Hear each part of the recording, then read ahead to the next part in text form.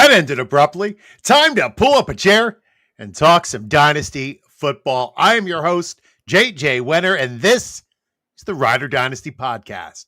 With me is Jamison Hutchinson. Joe Harlow is on assignment. All right, Riders, tonight we're diving head first into the ADP pool round by round and calling our shots for each round. We're going to give you one player we're smashing the draft button on and one we're passing, like Taco Bell after a night of drinking. You can call it smash or pass, or if you prefer, it's our ride or dies and the just dies. So we're looking at value, upside, red flags, and vibes, mostly vibes. So buckle up.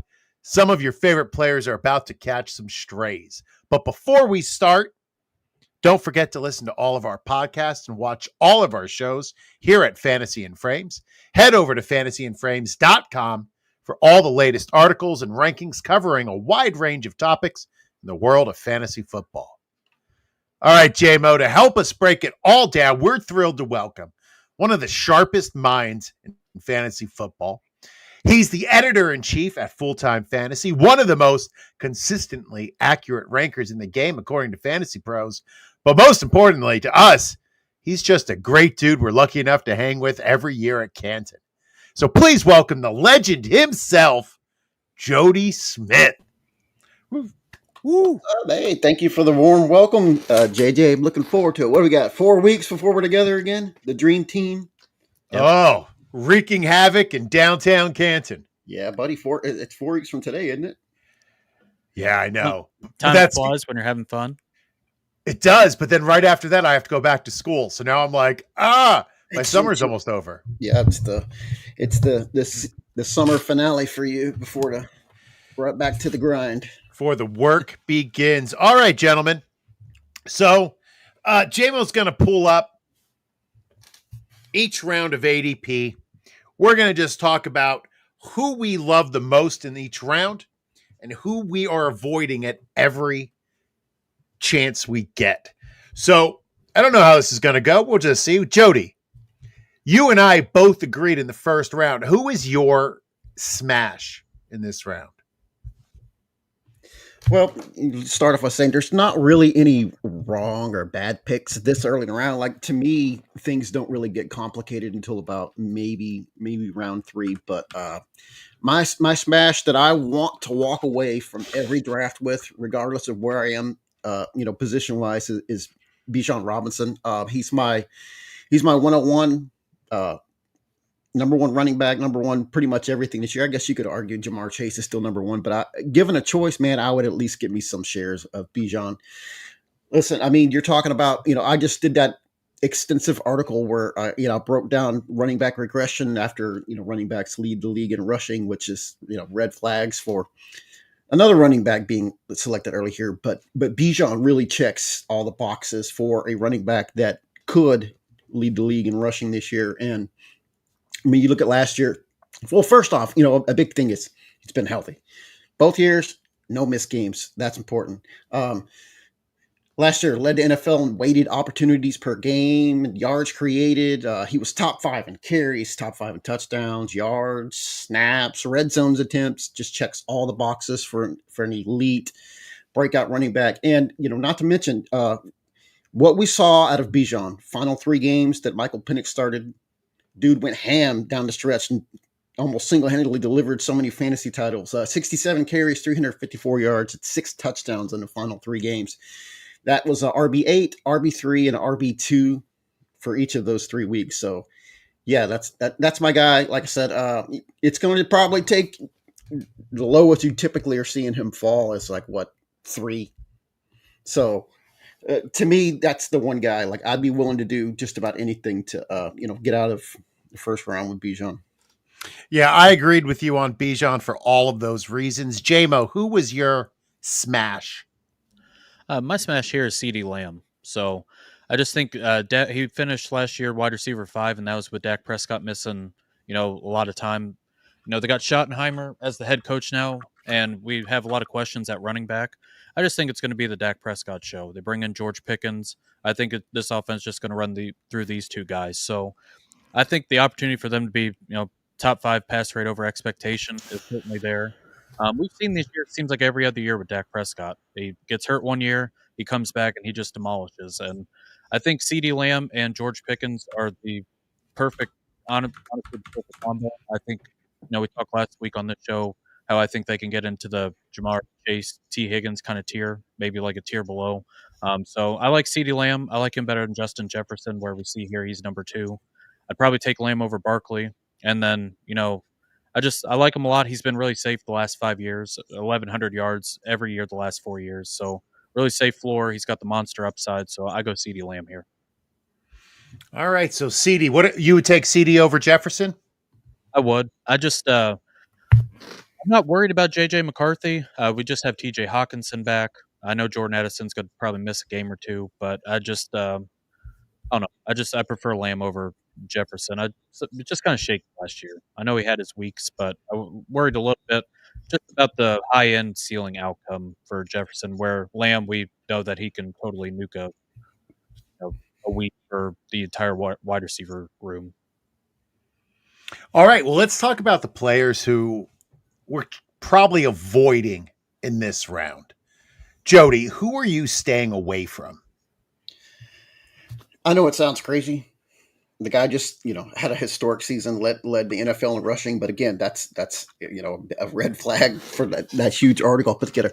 Saquon Barkley, I'm not going to tell anyone not to draft him, but like for me, and you can only drop him like a spot or two, but I think he's going to be overdrafted this year because, as we know, with recency bias, we like to, highly target the guys that we're familiar with and who just we remember, riding to championships last year. But historically, the usage, real concern for Barkley. Gary Davenport wrote The Curse of 370, which is guys that get over 370 touches, and it gets worse. Is that Barkley, when you're talking about an expanded playoff run, he ended up with 482 touches last year. That's like a huge red flag. If you'll remember a guy named Le'Veon Bell, the year after he was at well over that 400 mark, he didn't even play the next year. With Saquon, there's also an extensive injury history thing. He's tough, but he has missed multiple games in 4 of his 7 seasons. So to me, I love Saquon Barkley. He's in the right offense. Another factor is it feels like there's going to be some touchdown regression, with him too. And he's not getting many goal line opportunities, obviously, with Jalen Hurts there. But, all in all, you can only drop Barkley so far. I mean, I guess if you wanted to get cute, you could maybe take Derrick Henry over him. How far, can you possibly draft this guy? But, I mean, drop him, but he's just a guy like I'm a little scared of. Yeah, for me, I'm in a similar boat. For me, it's CMC.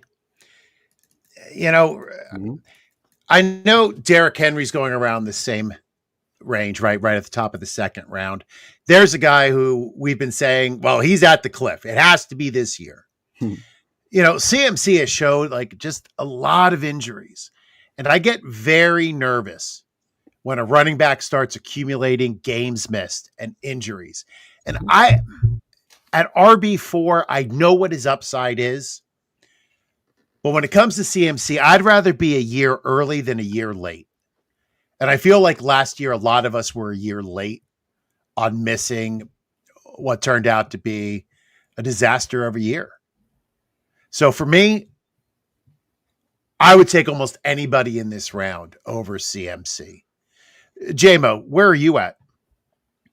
On CMC, I'm in on CMC.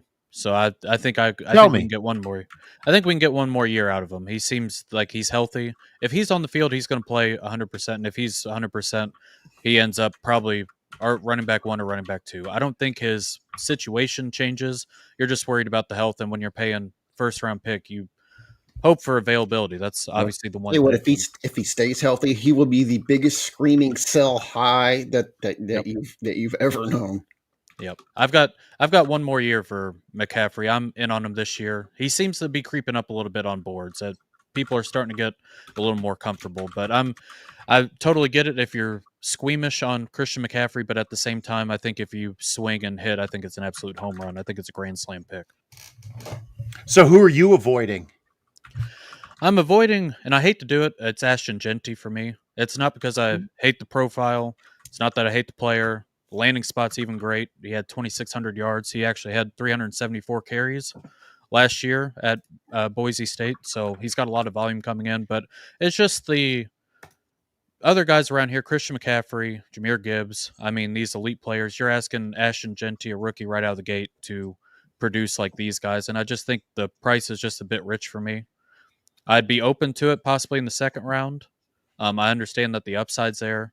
And I know everybody talks about the Chip Kelly offense being so fast and stuff. But last year at Ohio State, the last couple of years, he's kind of slowed it down. It's not the Eagles from back in the day where, they ran every play in the book and they were off the field in, 20 seconds. I mean, he's put together an offense that, he can play in the NFL. He's got Pete Carroll. And they also have Brock Bowers, who we'll probably talk about here in a little bit, who ends up being a target hog too. So you're paying the absolute ceiling price for Ashton Genty around guys like Nico Collins, Malik Neighbors. And for a rookie, it takes time for them to develop to, if he hits at the end of the year, that's great. But over Devon Achane, Jahmyr Gibbs is around here. I'd rather pick some other guys than Genty. All right, so let's jump to round 2. So round 2 in ADP starts with Brian Thomas, Derrick Henry, Drake London, Achane, AJ Brown, and Ladd McConkey, and ends with the aforementioned Brock Bowers, Jonathan Taylor, Bucky Irving, Rashee Rice, T. Higgins, and Josh Jacobs. Jody, who are you smashing in this round?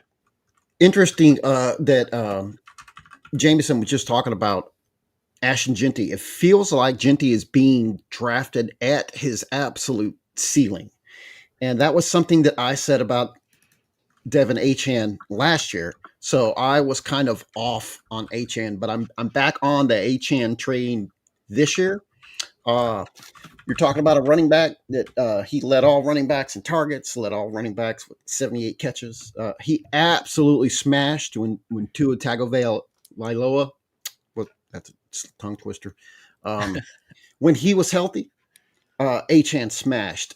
Now, when Tua was hurt, absolutely shut him down. So Achane, it's vital that Tua stays healthy.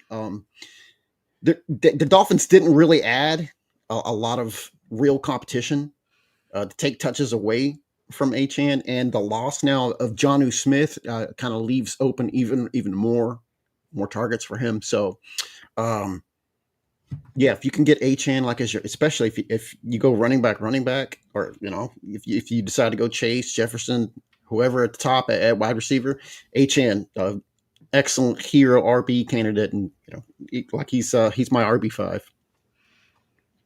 All right, JMO. My smash for this round is Drake London. Jody just talked about Bijan Robinson being a smash at the end of the last couple games. It was the same thing for Drake London. 39 targets the last 3 games. He had 22 catches, 352 yards, and 2 touchdowns with the monster wide receiver number 1 overall week 18. Seems like Michael Penix is obviously a big upgrade. And I think this Atlanta offense overall just can be kind of underrated for how good they can be offensively, especially on volume and stuff too. So, and I also think in this range, he's a guy who's a pretty safe floor. He gets a lot of targets. He gets a lot of catches to where you don't have to worry about the bouncing week to week. He's got a pretty safe floor. And then he showed with Michael Penix, he's got one of these ceilings, like one of these top 5 wide receivers. So I really like Drake London here, and he's been one of my favorite picks. Yeah, I love that pick. I love Drake London. I'm probably going to be called a hypocrite, but my choice here is Derrick Henry. I love what happened in Baltimore once they figured out what Derrick Henry was, and they started running him over and over and over again. I know he's not like Achane. He doesn't have a receiving upside. He doesn't have a receiving floor. But for me, until I see Henry not do it, I'd rather for him be a year late. Only because I think it was 3 years ago where people were like, well, he can't do it again. And every year he just comes out. That offense. You just actually tweeted, Jody, you retweeted a buddy of yours about implied points. Mm-hmm. And again, Baltimore, top of the heap, right? Their offense is going to be amazing. And that offense is going to run through Lamar Jackson and Derrick Henry. So I want a piece of that offense, and I think Derrick Henry is where I'm going to go to grab it. I'll be on the other end of the spectrum here. Okay. For the past portion of the program, and I feel like I've done this the last couple of years. It's obviously he has pushed me into the dirt and stomped me right into the mud, but it just as far as like the profile, I know he was RB4 last year. I know he whooped a can of whoop ass that not a lot of running backs can do, but he's a guy that, you know, if things get away from Baltimore, they're probably going to be one of the best teams in football. That's a major if. But say if something happened to Lamar Jackson, I think the Derrick Henry train derails. As far as he's not a guy who's going to catch passes. If they're in a negative game script, he's off the field for a lot of it. And that's just the age thing I'm not too worried about. It just ends up being a very linear path to his production. And last year, and obviously the last couple of years, it's worked out really well. But I just worry about that. And just, you know, Devon Achane, if the game sucks for Miami, he can still catch passes. You know, he's still going to be on the field. And that's my only big worry with Derrick Henry. It's not that I hate him. It just, I feel like I've done this the last couple of years. I'm obviously a moron for it, but I just, at this point, I got to stick to the bit. So, well, as JMO said, Derrick Henry, biggest bust in the NFL this year. Yep. Do not draft. Do not draft. All right, Jody, who are you avoiding? T. Higgins, wide receiver 13, way too rich for my blood. I understand he was wide receiver 4 with 15.6 points, fantasy points per game last season. But the problem, him, has always been the same thing. He hasn't played a full season since 2020. I mean, you're talking multiple lower leg injuries, hamstring after hamstring, ankle, concussion, rib injury, quad injuries. It's the same story every year with him. Draft Sharks has an injury predictor, and they have Higgins down as an 89% chance of getting hurt. Once he misses 2 or 3 games, it gets pretty hard for him to even finish wide receiver 13. Like I said, I understand. He was elite when he was on the field last year, but there's just guys in that range in this round that I'd rather have. JSN, Devontae Adams, Mike Evans. These are guys I'd feel more comfortable pulling the trigger on than I would with T. Higgins. Yeah, can't disagree with you there. I'm surprised at how rich his draft stock is.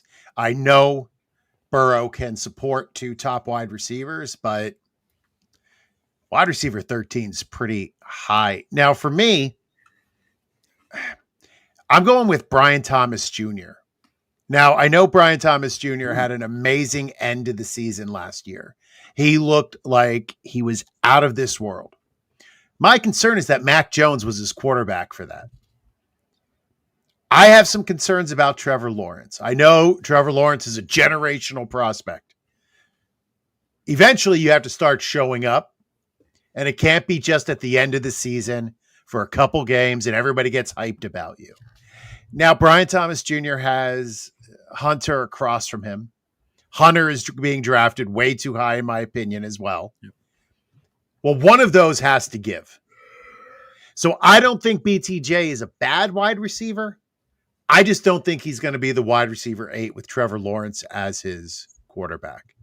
So for me, if he drops, I'll take him, but there is no way I'm taking him at the 1-2 turn.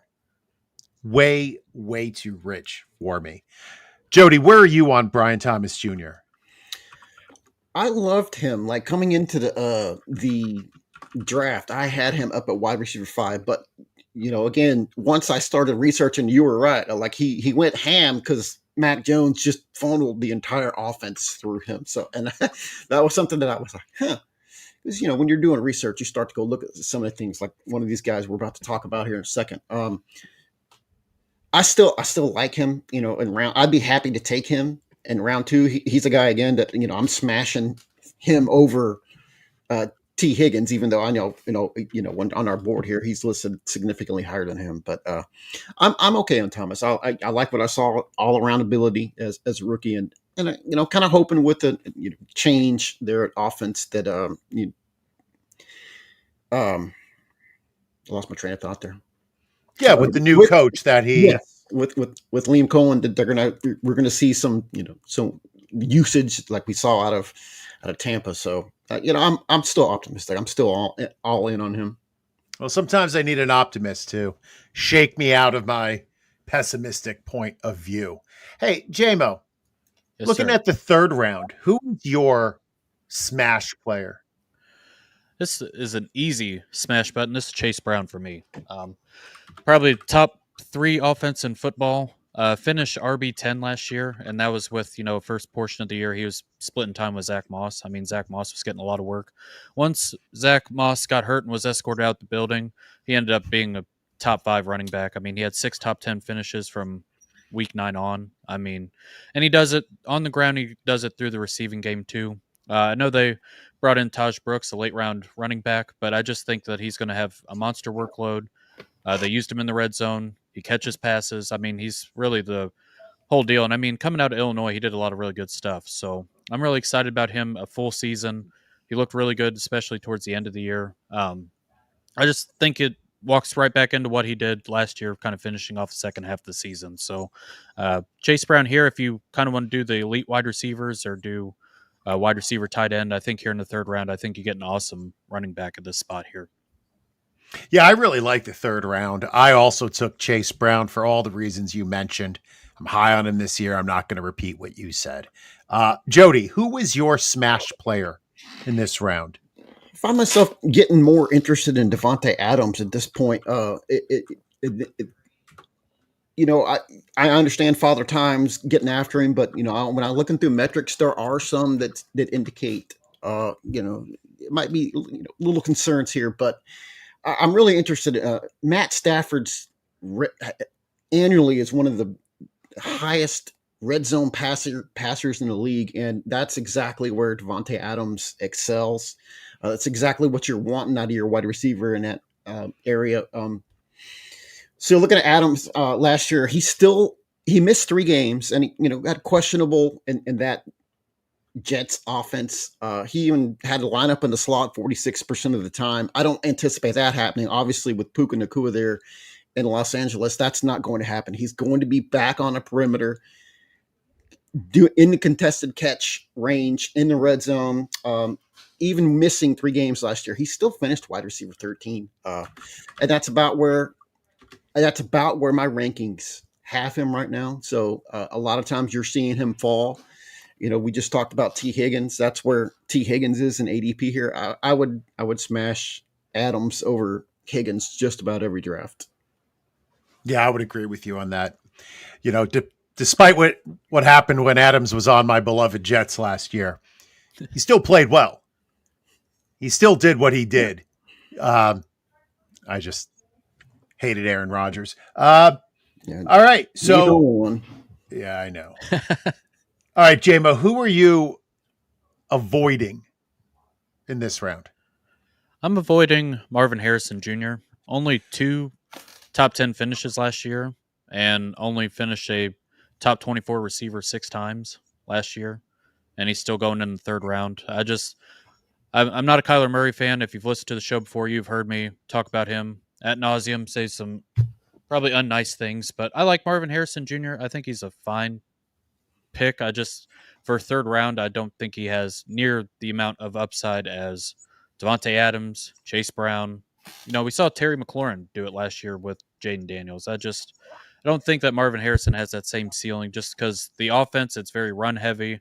He has Kyler throwing it to him. He needs to work on that back shoulder fade that was absolutely atrocious last year. I don't know. He had a fine rookie year. I think a lot of people overreacted to what he did, but I think third round's still a little rich for me. All right, so Marvin Harrison not getting the love. Jody, I almost don't want to call on you because I don't want to hear this, but give me the dose of reality I need to hear. From me liking a former Jet to me fading a current Jet, I can't get into Garrett Wilson, and it comes down to Justin Fields. I don't see the volume coming out of Justin Fields. You look back at his history as a passer. Number 1 wide receiver for Justin Fields, his rookie year, Darnell Mooney, caught 81 balls, 1,055 yards, 4 touchdowns. Not bad. Finished as the wide receiver 23. But see, Justin Fields missed 4 of those starts, and a lot of Mooney's action came when Fields was off. The next year, 2022, Justin Fields' second year was like a disaster for the wide receivers. He funneled the entire offense through Cole Kmet, and Darnell Mooney led the receivers with 40 catches. Now, 23 was promising. DJ Moore caught 96 balls, finished his top 12, I think, wide receiver. But again, I looked. Justin Fields missed 3 starts, and DJ Moore went ham with Andy Dalton. 2 of those 3 starts, DJ Moore was over 130 yards receiving. So a big significant portion of his receiving came with Fields sidelined. You look at, in offenses for team passing yards per play throughout Justin Fields' history, 23rd, 32nd, 24th, 27th. And the Jets last year, well, they were 29th? They're 29th in implied points for this year, which is, a concern. This is going to be a run-first offense. They've told us that the whole time, that they plan on using, Aaron Glenn has mentioned, using all 3 of their backs. Tanner Engstrom, offensive coordinator, he learned from Detroit, like, hey, let's funnel this offense through multiple running backs. So I don't see Garrett Wilson getting the 154 targets that he funneled last year through Aaron Rodgers. I think it's going to be a pretty significant step back for him. Still like him as a talent, but for me, I think when all is said and done, I'm going to have him in a wide receiver 20 range. So it's a little rich for my blood. It hurts. Sorry. It hurts because it's logical. It hurts because it's probably right, but it hurts. No, JMO. It's who are you avoiding? Don't jump on. He's already buried him. You don't have to throw some dirt on him. Well, I already gave my person on Marvin Harrison Jr. So all I got is you did. So I'm shook. I've got a little dirt to throw. Are we just discounting that Marvin Harrison put on all that muscle? Did you not see that? The best shape of his career. Okay. Jody, I've heard that before. Aren't you in the best shape of your life, legit, right now? Yeah, probably. Mr. Lunging 50-pound dumbbells. That sounds I'm fading that again. I mean, I'm going to do that again next leg day, but I would fade it. I recommend anyone watching don't try that because it sucks. Yeah, so. I'm not planning for me in this round. I mean, I talked about him last week, Jameson. You know this. JSN's going way too high for me. He's a hit or miss wide receiver. He had as many weeks where he could have lost you a week that he won you weeks. Yep. Especially with that offense, I think it's going to be run first, much like the Jets. Everything's going to be going through Kenneth Walker, Zach Charbonnet, and that offensive line is downright terrible. And what does Sam Darnold hate more than anything? Getting pressure up the middle. And he's going to get pressured up the middle every single time he drops back. So I just don't agree with JSN going this high. I like him. I like him as a player. But not until that offense gets shored up a little bit. All right. This was a sad round for me. So let's go to the 4th round. Jody, who do you want to smash in this round? Oh, Sean agrees with me. Thanks, Sean. How about a guy that I just talked about, how he did really well with Justin Fields. Now we got Caleb Williams there. DJ Moore.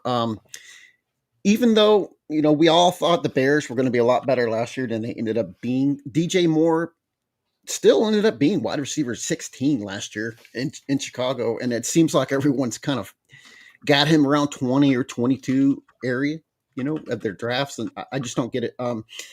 2 years in Chicago, 136 targets, 140 targets. I don't know how we're taking Tetaroa McMillan, Terry McLaurin, Garrett Wilson. I don't know how we're taking these guys ahead of DJ Moore. I've been smashing Moore. Like there's guys that I keep leaving almost all of my drafts with, like Fast Draft. I know you guys do Fast Draft, and you talked about them several times. I've got a lot of exposure to DJ Moore, and a guy we'll talk about in like three more rounds. But I just love the upside of DJ Moore. I love watching him play, and he's a guy I feel really, really comfortable with in 4th round. All right. Well, Sean Teague mentions that he too has been smashing more recently. I believe that's fake news. Jameson, who are you taking in the fourth round? Fourth round, I'm taking the last elite tight end option. That's George Kittle. 13 top 12 finishes, 9 top 5 finishes last year. We talk about Brock Bowers. We talk about Trey McBride. And then we have George Kittle, who slips a little bit. You can get all your elite guys up front, and then there's the perfect. He stayed healthy the last couple of years too. I know for a little while everybody was always worried about George Kittle and his injury history, if he'd be reliable. But Debo Samuel's out of town. We have Ricky Pearsall. We have Juwan Jennings. We have Brandon Ayuk, who seems like he's going to start on reserve PUP.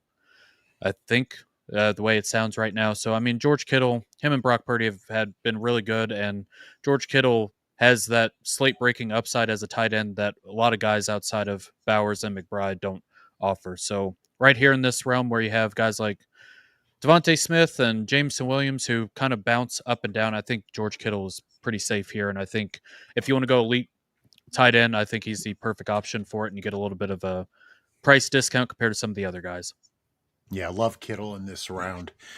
For me, I'm going with DK Metcalf. I don't know why I'm about to talk about Aaron Rodgers, because you all know how I feel about Aaron Rodgers. But if Aaron Rodgers is one thing, besides all the things I want to say, he loves peppering his wide receivers with targets. And when he finds his target, that guy's going to he's going to get targeted 150 times. Who else is going to get those targets? I mean, I know Jonnu Smith is there, but Jonnu's there just to piss off Caleb Johnson owners because he's going to be getting like tight end sweeps on the goal line. So DK is going to get fed the ball. We know what happens when he had Geno Smith, just a consistent quarterback, and he was healthy for a full year. He was consistently ending up in the top 24. So if Aaron Rodgers can stay healthy for the season, if DK can stay healthy for the season, he's the only show in town there. I don't care what anybody says about Calvin Austin. So sorry, Sean. Looking at who we're avoiding in this round. Now, Jameson, are you changing yours, or are you going to stick with him? I'm sticking to the bit. I wish Najee Harris would have behaved on the 4th of July. We do this every year. Hey, just don't blow anything up or off or whatever. So, of course, he has got an eye injury. They say he might be okay for the regular season. But before then, Omarion Hampton, 1,500 yards the last 2 seasons at North Carolina. I think he's an awesome prospect. And it kind of goes with my theme for this year. The rookie running backs have just gotten a little too expensive for me, and it seems like that way across the board. A lot of these places have competition. This one, they bring in Najee Harris, 1,000 yards last year on an abysmal Pittsburgh offense, and it just guys split in time. It's Jim Harbaugh. It might be like 55-45, and I know everybody is banking on the second half upswing for Omarion Hampton. Sure, that can happen, but George Kittle, Metcalf, who's going to be a target hog, just James Cook, some of these other guys, I just would rather play it safe than pick a rookie who I'm going to have to wait a little while for him if he's going to actually hit here in the 4th round. He's just priced just a little too expensive for me. Jody, who are you avoiding in the 4th round? Jameson just mentioned him, James Cook. What are we doing here? I mean, there's a screaming touchdown regression candidate. It's going to be James Cook. Well, first off, concern right now is the contract impasse. What's going to happen there? But look back at last year. 40% of his total fantasy production came from touchdowns, and that if there's one thing that we know, touchdowns are one of the more difficult things to project. In particular, with Cook, because he was only 21st.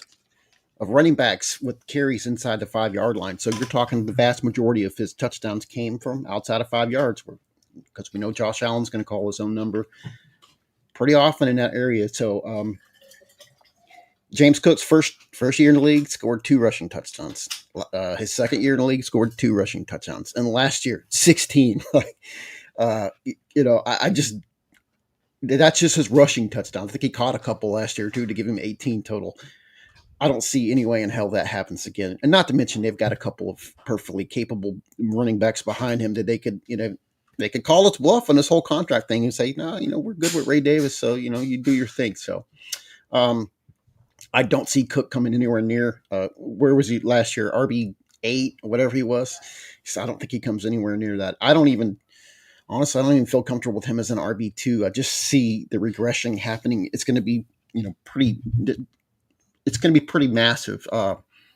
Even you cut his number in half, get him down to, 8 touchdowns, something like that. Then he's going to be, he could still be in RB2 range, but to me, it feels like he's being a little bit overdrafted right now. And he's somebody that, I wouldn't touch in this area. All right. So James Cook, for me, I look at all the hype around Jameson Williams, and it makes me a little bit nervous. I know the Detroit offense is renowned for being hot, like powerful, high scoring. They have great offensive line, great weapons, but they did lose Ben Johnson. They did lose some other members of their offensive staff who went to other places. They also lost a key piece in their offensive line. And I'm not saying that they're going to take a massive step back. I'm not saying that they're not going to be a great offense this year or make the playoffs. But I don't think they're going to continue the ascension. And that's what everybody is buying into, right? That every year they're getting a little bit better and a little bit better. And that this is the year now that Jameson Williams really breaks out. Well, I don't think it's this year. I actually think the offense is going to go back. I think they're going to rely more heavily on the run, or at least try to. And I think that's going to favor somebody like Gibbs, Monty, and maybe ARSB. But I just don't feel like Jameson Williams is going to get the volume that everybody thinks he's going to get this year. Jody, are you high on Jameson Williams? Like, am I way off here? No, you have legitimate concerns. I think he's valued about right. He's got significant, obviously top 10 weekly upside, which is, what we're going for here. And the floor is pretty high, but yeah, just Detroit's offense could look drastically different with Morton now calling plays. Sure, he learned and kind of the same type system, but it doesn't mean that is necessarily the way things are going to play out. I think, didn't they have an opportunity did they extend Jameson or did they, Jameson Williams? Not Jameson. Not me. They had They haven't extended me or him yet. I think they had the opportunity to extend his contract, right? They did, but I don't think they have yet. Right. So, and I don't know. Again, he's somebody I'm interested taking some shots in, but I can understand why, JJ, why you see risk with him for sure. I would definitely rather have Devonta or Cortland Sutton at this point of the draft. The other thing about the Lions, they brought in Isaac Tesla, I believe, in the 3rd round. I know nobody has talked about him at all, but, I think says a little bit. 3rd round is a little bit of high draft capital. I know the Lions have done some goofy stuff where people question it, like taking Jahmyr Gibbs as high as they did, but we'll see. He's one of those rookies that I feel like nobody's talked about, and I don't know. We'll see. But Jameson Williams, I think I agree with Jody. He's just he's okay where he's at. He's not my favorite click. He's not my worst click, but just kind of there. All right. Well, riders out there, make sure you download and subscribe to the Fast Draft app today using the promo code FRAMES, which will earn you a first-time deposit match of up to $50 in credits. From their Origins game, where you draft only rookies, their Flex 4 game, where you pick your favorite players for the upcoming season, and their D-Up game, which is just like Flex 4, but with IDP Fantasy Football players only. This 20-second timer, PPR formatted 6-round best ball draft game is perfect for those on the go but itching to get their fantasy football draft fix satisfied. Again, that's promo code FRAMES, which will earn you a first-time deposit match of up to $50 in credits. The Fast Draft app. Start drafting faster. Very nice. Thank you, sir. All right, let's go to the 5th round. Jody, who are you avoiding in this round? I'm going to fade Mixon. Just a lot of concern for me there. Joe Mixon was great last year, when he was healthy, and then we had a little bump, and then the play kind of fell off as it did for all the Texans offense. But listen, he was seen in a walking boot at OTAs. That's a concern. He dealt with injuries last year. He's 29 now. He's entering that decline range for running backs. The addition of Nick Chubb. So, what if we see Nick Chubb with basically a full now year removed from that major knee injury? What if he bounces back? We've seen the offseason videos of him squatting 6,000 pounds or whatever. Like, I bet he ain't got any problems doing lunges with 50-pound dumbbells. That's for sure.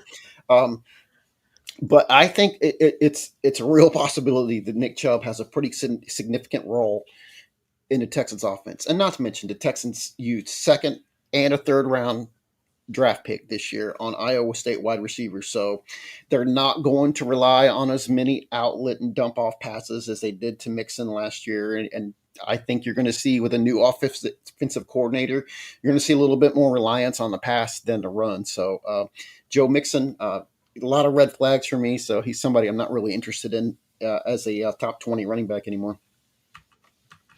Jameson, who are you avoiding in the 5th? 5th round, I am avoiding Jalen Waddle. So he is just last year, Tyreek Hill was an absolute dud. You would think anybody on earth would be able to make something happen. It'd be Jalen Waddle, but they have bottom 3rd offensive line coming into this year. I think that this team can really fall apart. Can't ever beat any quality teams. I know we talked about Devon Achane. I think no matter, it benefits him because they gets the dump offs. The rest of this offense, I don't really want much of. There's 12 games with Jalen Waddle where he had under 10 fantasy points, and he's going in round 5. I mean, we've got some guys on this board that I would just rather have. I know that Jonnu Smith's gone. I know he might get some more slot stuff, but Tyreek Hill didn't do anything last year, and they decided to run the offense through Jonnu Smith and Devon Achane for a little bit. Jalen Waddle, I know he had like the volume year a couple years ago, but I just think it's a lot of nonsense that he goes this high, and I just nothing for me to be excited about. I think the entire Dolphins offense is a little bit worrisome this year. Yep, I agree with both you guys. It's a team I've mentioned multiple times. Like the fall off could be steep and rapid. Yes, yes. For me, a player I'm avoiding, and I guess this is a theme because I'm avoiding Travis Hunter. I don't quite understand why he's going as high as he is. Now, I already said about Trevor Lawrence not necessarily being the best quarterback, but one thing he's never been able to do is support 2 wide receivers. He hasn't done it in his career. So I'm not sure if we're thinking Travis Hunter is going to usurp BTJ, but you can't have both of them being ranked this high, in my opinion. So for me, I'm just going to wait to see what Travis Hunter can do as a pro before I start investing in him. I think there's a little bit of unicorn quality. The fact that he is good at 2 different positions that drove him up the boards for both position groups. He's going up the boards in IDP because he can play offense. He's going up for Scott Fishbowl because he can play over on defense. But I don't know if he is that level at either position. And if it wasn't for his uniqueness, I don't know if we would be as excited about what he can do. So for me, I'm in a wait and see approach, especially with rookies. So I am not touching Travis Hunter in the 5th. Now, Jody, who are you smashing at this range?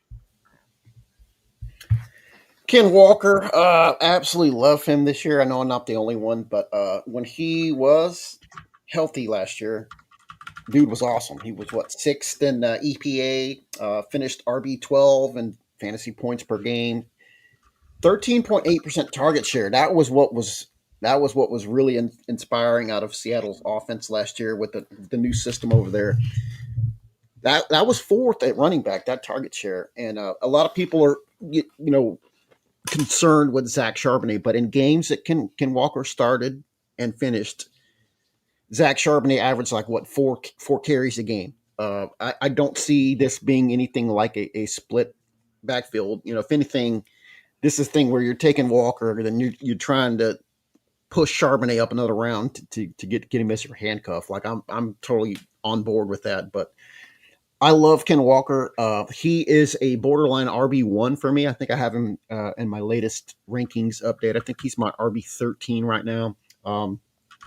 Earlier this offseason, you were seeing, Joe Mixon and a handful of other guys going well above Ken Walker. And Walker's starting to creep up. But he's been one of my favorite picks this whole summer. As in some leagues, you're able to get him as your RB3, which, I'm all over that. All right. Kenneth Walker. Like that. J-Bo, who's your smash? My smash here is probably one of my favorite clicks so far this offseason. I feel like I keep getting him every draft I have, and that's George Pickens. I talked about it all year this offseason. I think this is the best offseason move. I think he's the perfect complement for Dak Prescott. The seam ball that he loves to throw, I think George Pickens is going to be there. 900 yards and 3 touchdowns last year on a putrid Pittsburgh offense with Russell Wilson throwing the ball. He pairs with CeeDee Lamb. I think both of these guys can both go off, just like we see with A.J. Brown, Devontae Smith, those duos, Chase and T. Higgins. And then if something were to happen to CeeDee Lamb, I think he kind of shoots up into a top 12 wide receiver. So I think both these wide receivers can get there. I think that Dak is just going to throw it all over the yard. And I like the floor here, and I really like the upside because I think his upside's through the moon here in the 5th round. So George Pickens is probably one of, if not my favorite click so far this offseason. My concern with Pickens will always be the fact that he's a head case. Very, very fair. And I'm into head cases, so I guess it works out for me. Wow. Your wife doesn't listen to the pod, I hope. It might be on the living room. I don't know. Sorry, Olivia, if you heard me. You're not a head case. I love you very much. You might be sleeping in there tonight, sounds like. Hey, that's enough. She's going to be writing a romance novel about somebody else. No. All right, we're moving on. And listen, and if she's watching, she's got eyes on Jody right now. Yeah, you got the 24-inch pythons and the 50-pound lunges. I got competition out here. I need to behave, but listen, these streets are tough. These streets are tough. They are tough. But George Pickens has been, like I said, one of my favorite clicks this offseason. Well, for me, somebody who caused me to stop arguing on Reddit is Calvin Ridley. I got into an argument. This was a number of years ago because Calvin Ridley wasn't in my top 5 wide receivers. And my argument then was that for some reason, I don't like Calvin Ridley at all. There was something about him, the cut of his jib. I don't know what it is. I didn't like Calvin Ridley. But now Calvin Ridley's at wide receiver 32. They don't have a hell of a lot in Tennessee. So if you have any inkling that Cam Ward can be a serviceable NFL quarterback, then who else is going to be getting the ball? Is this the 12th year of the Chigakonkwo breakout prediction, right? Like, he never breaks out. It never happens for Chig. So why wouldn't it be Calvin Ridley? Is it Treylon Burks? Is Treylon Burks breaking out this year? Gosh, man, that's a tough call. I'm going to lean no. How about new, Scott? How about new? Yeah, so who else is getting the goddamn ball in Tennessee? They're going to be losing. I don't know. Ridley's a nice value. Yep. I guess that's a much more professional way of putting it.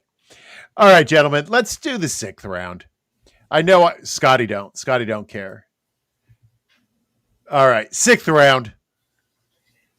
This is where it gets a little funky for me. Jody, who are you smashing at this ADP?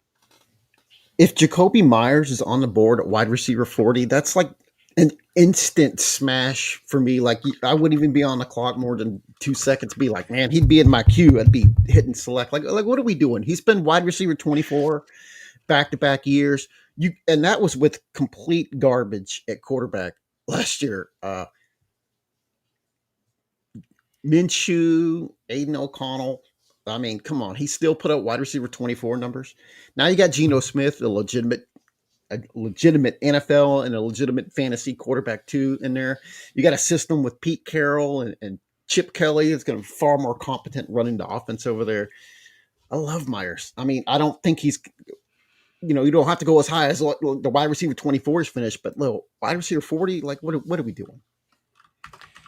Couldn't agree more. I love me some Jacoby Myers. Speaking of players I don't love, who are you smashing, JMO? I know you don't love him, but it just seems kind of good value for where it is, and that's James Conner. I come on here and bitch and whine about the passing portion of the Arizona Cardinals, but I will not complain about the running portion. Added Trey Benson last year, he did a whole lot of nothing. When James Conner is on the field, he gets the volume. RB11 last year. In this range, we have a couple rookies with Harvey and Travion Henderson. We have David Montgomery, who's sharing time with Jahmyr Gibbs, and I think possibility Gibbs kind of takes over completely. I like Jacoby Myers, but right here, I kind of want another running back, and I think James Conner, he's a workhorse. When he's on the field, he produces.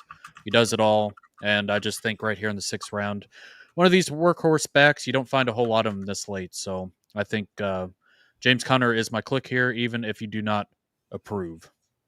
And for that, I apologize. It's okay. As Sean said, Connor puts the nasty in Dynasty. I like that, Sean. You're a wordsmith. For me, my smash in this round is Chris Godwin. I know Godwin's coming off an injury. I know Mike Evans shone in his absence. But if you go back to the beginning of last season and look what happened when Godwin and Evans were on the field at the same time, Godwin was the one getting peppered with targets. Baker Mayfield loves Chris Godwin.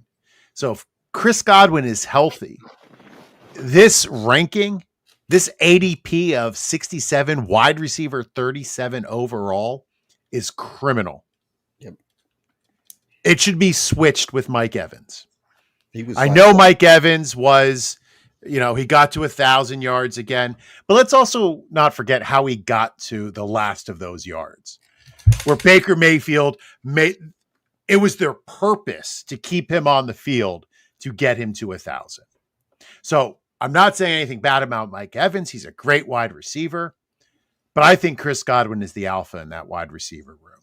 And I will take him well before wide receiver 37. But if I can get him this cheap, I'm going to smash that all day long. Yep. I loved Godwin last year. I had him on almost every team. I was just smashing until week 7. And he was like, wide receiver 3 or 4 overall. Yep. Absolute.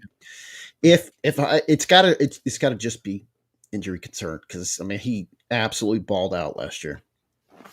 Even at this ADP, if he would start on the PUP list and miss the first 4 weeks, you're still profiting off of him. So, yeah, this is an easy draft for me. JMO, who are you avoiding? This is very tough. I don't like this. I feel pretty sick about avoiding it here, but RJ Harvey at his price. UCF last year, over 1,500 yards. I think he works really well with what Sean Payton wants to do. They brought in J.K. Dobbins. I think he can end up being like the PPR scam of the century here. And I want to say this. I like RJ Harvey. If he can just go down to like the 7th or 8th round, if we can get closer, we get the regular fantasy people in, we can push these rookies down a little bit, I'd be happy to click that. But they brought in J.K. Dobbins. He's reliable. He'll probably do more than whatever Javonte Williams did last year. And then RJ Harvey. They're just going to split time. And just Chris Godwin, Chris Olave, A couple other guys I just would rather have in this round. And I talked about it earlier. I just think these running backs are just getting a wee too expensive. If I can just get the price to drop, if I can catch it on a sale during a certain week, I will click it. I don't hate RJ Harvey. I just hate his price. So RJ Harvey, plus, I mean, J.K. Dobbins is there. Yeah, and he's I know we don't love J.K. Dobbins, but he's a serviceable running back when he is healthy. Speaking of serviceable running backs, Jody, who are you avoiding? Let me say, in this particular round, it was kind of difficult. Like, I didn't feel like there was anything egregious in this round. So, David Montgomery at RB23, again, it feels like maybe we're drafting him there at his peak. There's no guarantee that the Lions are going to stick with this whole two-back rotation. I know John Morton's the offensive coordinator there now. Ben Johnson obviously is in Chicago, but if you'll remember, the tail end of last year when David Montgomery was sidelined, Jahmyr Gibbs went absolutely ham. RB7, RB2, and RB1 weekly finishes down the stretch. Morton might look at that and be like, why are we giving, 40-45% of our touches to Montgomery when we've got Gibbs and we just saw what he did down the stretch? Let's go with that. Let's get Gibbs, closer to 60-65%. And if that's what happens, then Montgomery, it's going to be a little difficult use. Again, this is not a bad round with the ADP here that you have listed. It wasn't like I have a real strong feeling about fading David Montgomery. It just feels like RB23. I know this is not significant, but it feels like I would be more comfortable with him outside of the RB25. So, he's off, but just a little bit. But everyone else in this round, I thought it was difficult to find somebody. All right. Well, Jameson just reminded me that we have a hard out at 9:00. So, Jody, thank you for taking the time to jump on our show. We appreciate you more than you will ever know. Thank you to Joe, Jameson, and the crew at Fantasy and Frames. We'll be back next week on Thursday at 8 p.m. Until then, love yourself, know your worth. You are enough. Boat drinks, my friends.